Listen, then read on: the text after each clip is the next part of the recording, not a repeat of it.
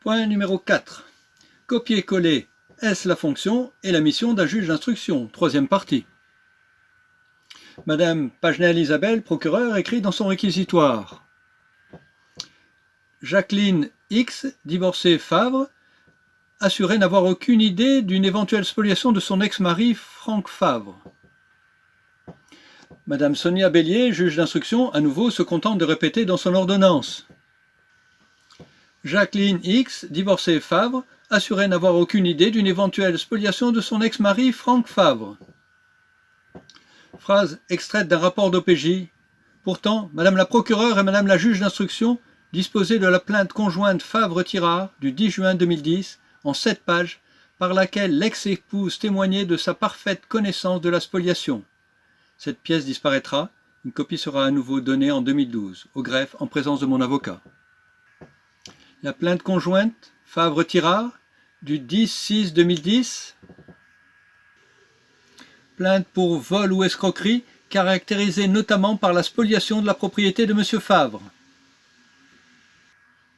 Et en dernière page notamment, lu et approuvé, Jacqueline Favre. Et même le nota bene sera contresigné aussi par Madame Jacqueline Favre.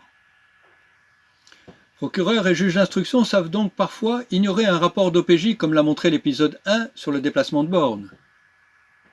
Mais parfois, un rapport va dans le sens de la conclusion que souhaitent prendre en toute partialité les magistrats, assurer l'impunité pour des faits qualifiés de crimes. Alors, quand un rapport prétend que l'ex-épouse ne serait pas véritablement informée de la spoliation, ce rapport sera retenu, quand bien même il est dénoncé.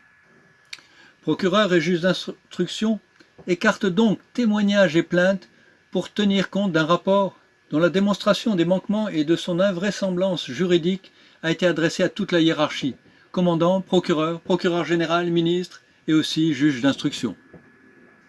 En effet, l'officier de gendarmerie, Jérôme Forteau, auteur du rapport dénoncé, après avoir reconnu sur place l'évidence que 287 et la partie de la maison contestée appartenaient bien à M. Favre, écrira tout le contraire dans son rapport et attribuera au voleur Philippe Hollenbrunner une surface de la maison volée à M. Favre encore plus grande, que le voleur avait lui-même volée.